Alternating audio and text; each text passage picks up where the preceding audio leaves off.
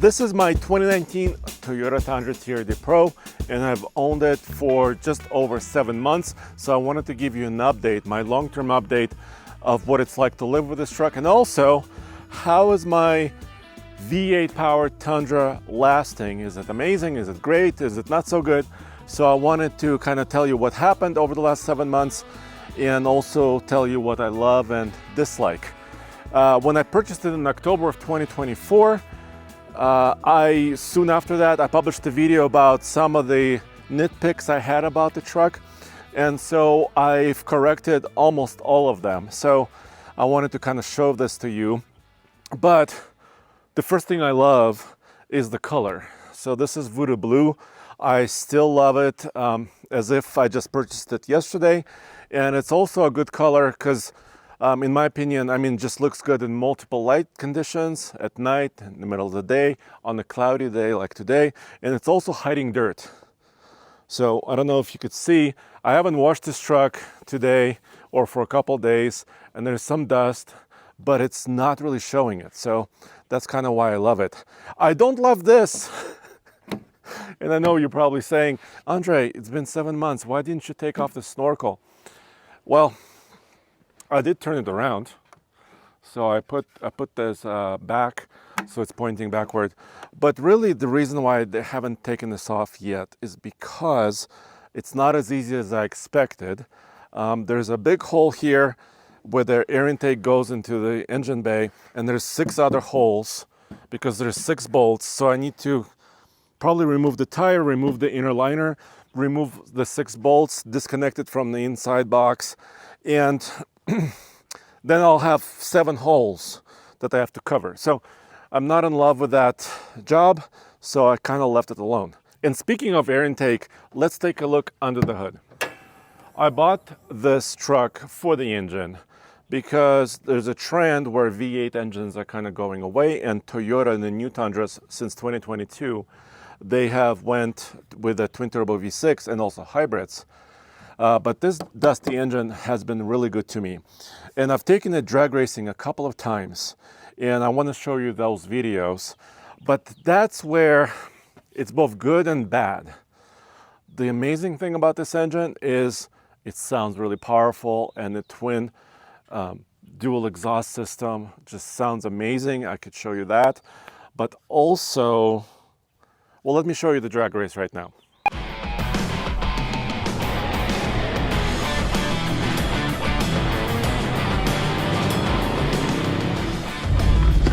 Oh, good start for both of us.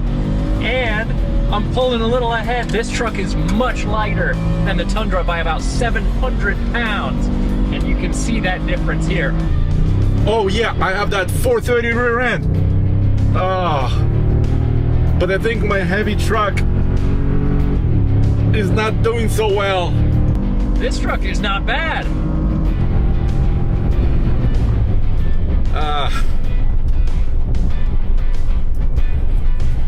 Ford wins. What is your draggy GPS device telling you?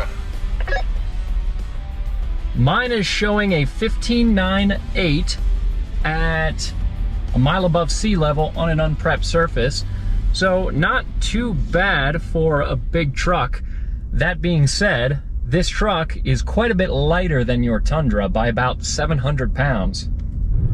Yeah, I know.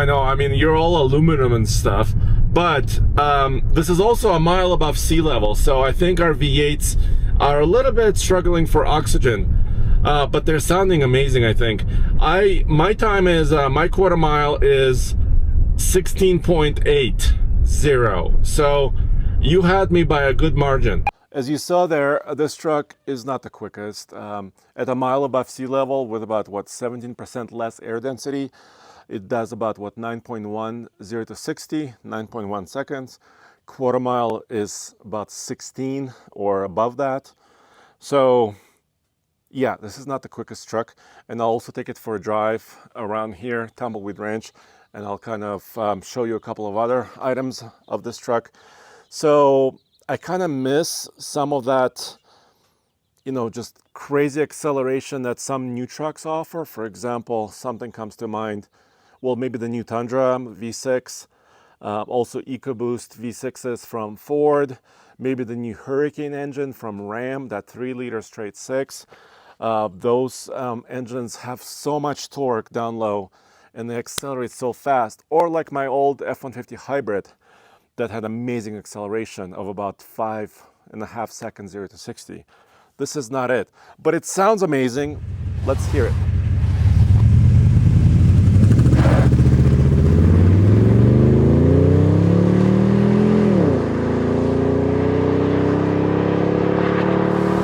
As you can see, I changed my tires and I made them a little bit larger than before and also a little bit more off-road capable.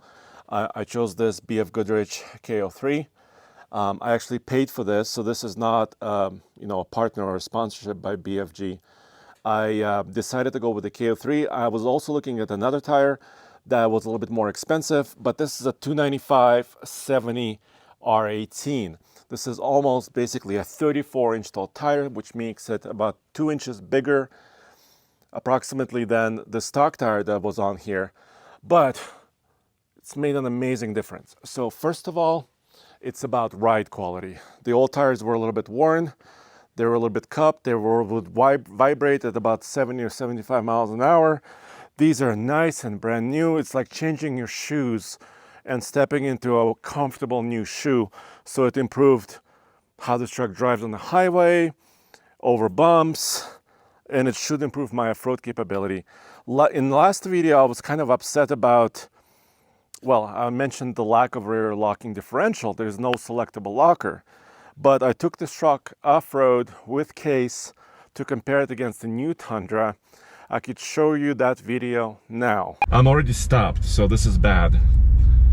Okay, I was able to get moving. Yes! Oh, I could feel the traction control system working overtime already. Come on, you could do this. We did bring recovery gear, so if we need ropes.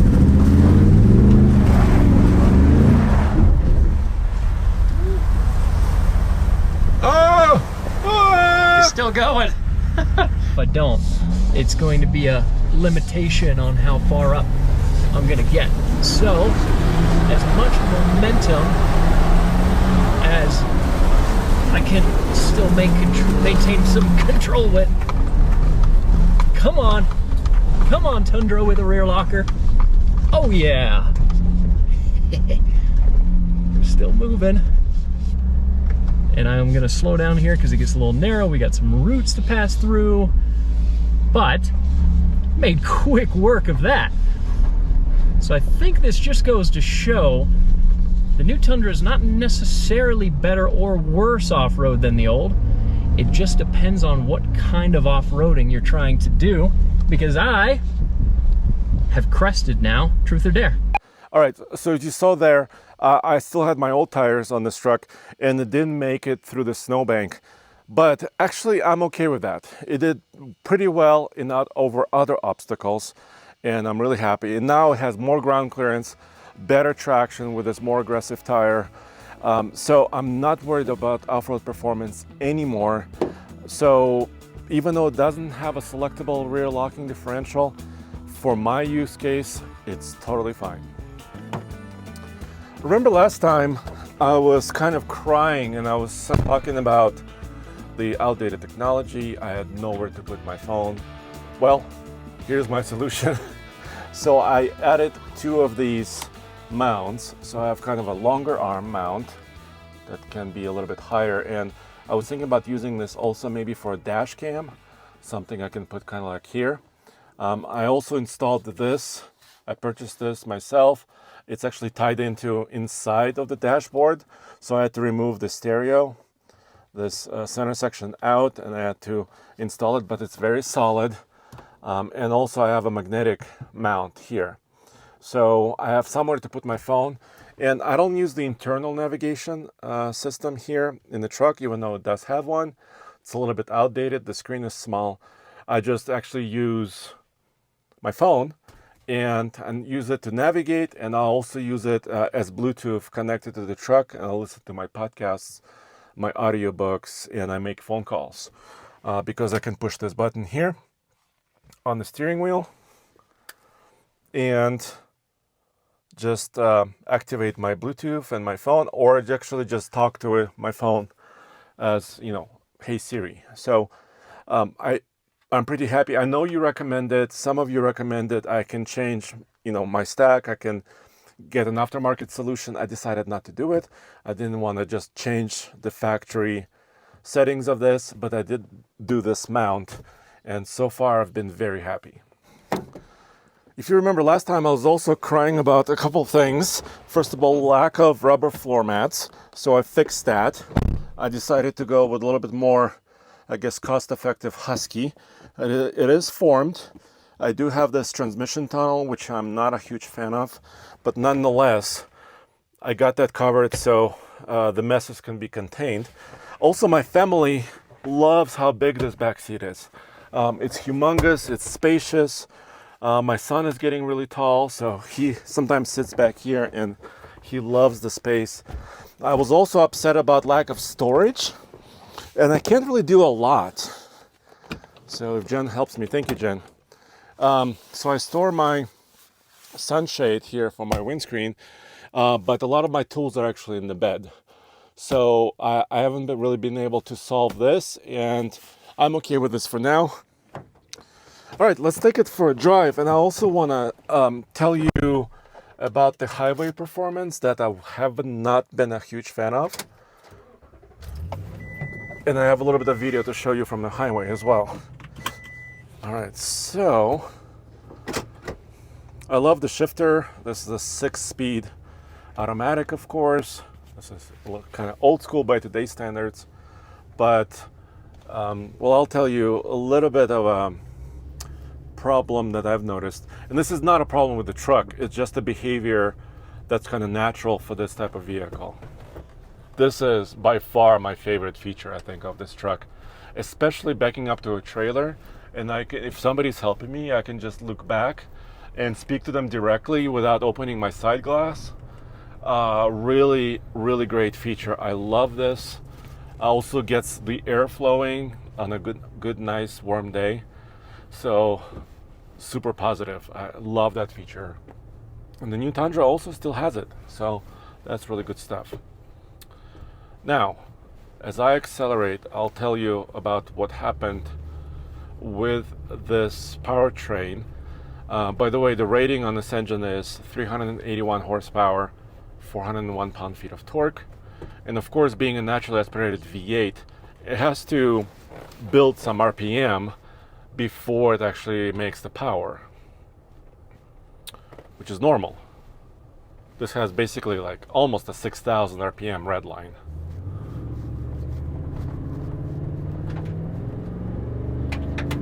Sounds good. That was almost 100% throttle, not quite, maybe 85. But as you may have noticed, I mean, it's kind of probably hard from your perspective, but this is not a neck snapping acceleration. So don't expect a truck like this to really, bam, jump and leap forward like a turbocharged truck might, especially at higher elevations here in Colorado. Maybe at sea level, it would act a little bit more snappy, but at least here in Colorado and some mountain areas that I drive at, this is not a very quick truck. And let me show you what happens on the highway. This is a toll road between my house and the office. I want to demonstrate to you my complaint about this powertrain, the big 5.7 liter V8 and the 6-speed automatic. Here I am cruising on our local interstate highway. This is a toll road stretch, 75 miles an hour, and seemingly everything is fine. I'm at about 2,000 RPM, maintaining speed limit and cruising very easily. But watch this.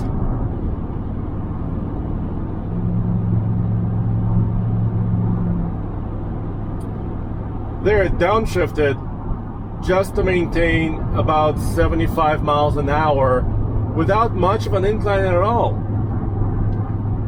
Why does it have to downshift? Why isn't there enough torque or gearing for me to maintain a calm RPM level? I'm not towing anything, I'm by myself. There is no weight in this truck. So that bothers me a tiny bit. I know it's a nitpick, but I take this road almost every day, or this route, and even on the slightest hills, like you can see right now, it will downshift and almost like it's straining to keep the speed.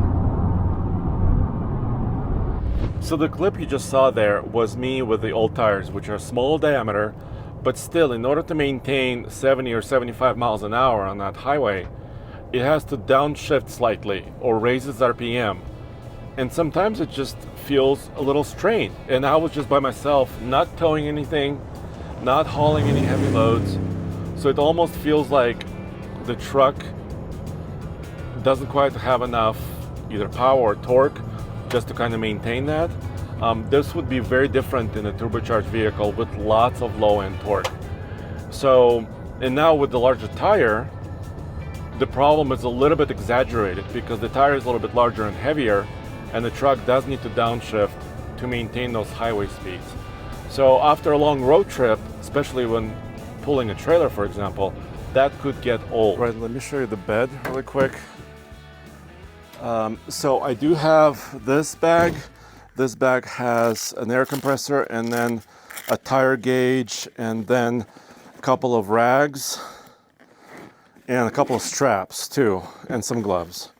So I have kind of like a kit, and I don't have like boxes that are attached to the bedside, but I figured this for now, this will hold me over.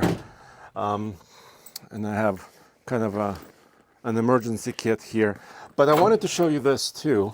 I haven't done this yet, but I purchased these Sumo springs. These are basically larger than stock bump stops that go above the axle, and it's supposed to make my truck sag less. So right now it has no load on it and it's kind of level. I don't know if you could see that, but as soon as I add a trailer, for example my 6,000 pound boat trailer that we usually pull in the summer, and 4 people in the truck, lots of camping gear, this truck only has about 1,100 pounds of, or a little bit less with this tonneau cover, about 1,000 pounds of payload. I want to add these. So some of you suggested this, so I bought this.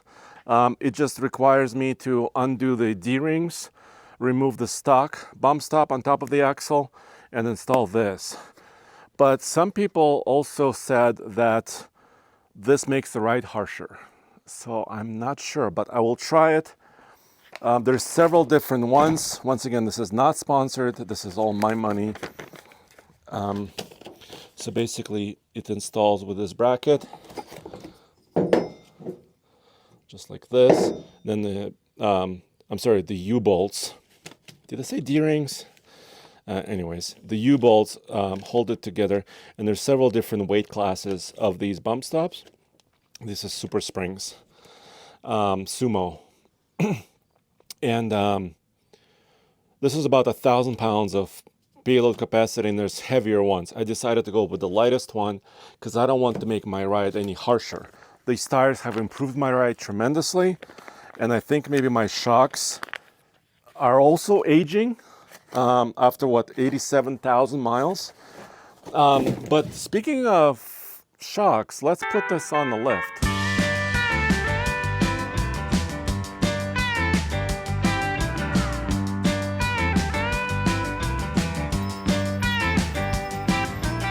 All right, so here's the rear axle, and this is driver's side shock, this Fox with a TRD Pro branding. And look, this has a little bit of leakage. I think it's coming out of here. And I'm not surprised actually, because driving this truck, it feels a little wallowy. And I know it doesn't have a rear stabilizer bar up here. I know that, that's okay. I'm okay with that because it's an off-road truck. I want it to be a little bit more flexy, but I don't feel like I have a lot of control with the shocks. And seeing a little bit of seepage. Jen, let's take a look here. This shock looks clean. You see that? So the passenger side looks really nice and clean. The driver's side looks like it's leaking a little bit. So I may have to replace it or at least rebuild that shock. Here's the light. Let me look at something else here. So if we look at the exhaust system looks okay. There's this shield under the bed that looks a little rusty, but it's nothing out of the ordinary. The frame is a C-channel here in the back. The frame looks, I would say, superb. So this truck is lasting really good. And that's kind of why I bought this. You know, I knew it was not going to be the quickest truck in the world. I knew that maybe not the highest towing ratings in the world. But look at this. The frame looks really, really clean. The exhaust system will have some rust because it's always hot and cold, hot and cold, hot and cold. There's a little bit of a dent here. I'm not sure if I did this on ironclads or maybe it was there before. I wasn't able to inspect it. There's this kind of composite skid plate on the fuel tank. And this is a huge tank. This is a 38 gallon. So this puppy eats a lot of fuel. Sorry about the light. Now, true dual system. So both of these pipes are going into their own mufflers, resonators, and exiting. And we have cats here, up here, and they're a little bit exposed. That might be a problem, Jen, huh? Don't show anybody. I don't want my cats to be stolen. Then let's look in the front. So this is the transmission. Everything looks super clean. It looks super clean, not a single little drip anywhere. This is the metal front skid plate. So this front shock, it looks okay, right, Jen? I think so. Yeah, so no leaking fluid, nothing like that. And what about this guy on this driver's side? Where's he at? He also looks clean, right? Yeah. So I think I just have one used up shock, I think. Yeah, just on the driver rear. Driver rear. And I think that's kind of common. I mean, not common. I would expect it after 90,000 miles, or almost 90,000 miles. I would expect some of these higher performance shocks, especially like live valves or some of the more high-end shocks, need to be rebuilt after a certain amount of mileage. And I don't think this truck has had a lot of off-road use. And I know I didn't use it off-road every week. But I need to look out for that. All right, let's take another closer look at the hitch. Everything looks fine, and the way it attaches to the frame, all that looks fine. And I haven't done a towing video yet with this Tundra because we've towed with other Tundras when these first came out and when the TRD Pro was launched. This was back in 2015. We were one of the first actually YouTube channels to have one of the original Tundra TRD Pros. So let me know in the comments below, would you like to see a towing test? Because this truck's been around for many, many years, so I wasn't sure that anybody would watch a video of me towing. Maybe I could take my boat to the lake, and maybe you want to see that video as far as how does it, everyday use, pulling a 6,000-pound trailer. I can do that, but let me know if you want to see it. If you don't, I won't do it, but I am planning to tow with it this summer. But I've got my TRD badge here on the skid plate, and this is the window to help service the truck. The shocks and the CV boots all look amazing. I don't see anything alarming. And also I took it to the dealer for my first oil change. This was a couple months back, and they gave it a clean bill of health. But I wish they would have told me about that leaking shock. Or maybe it wasn't leaking yet, so maybe it just happened over the last couple months. But overall, the way this truck drives, never had any hiccups, even on the colder nights. Starts like a Swiss watch. Well, I guess you don't start a Swiss watch, maybe once in your life. Anyway, it just runs like a clock.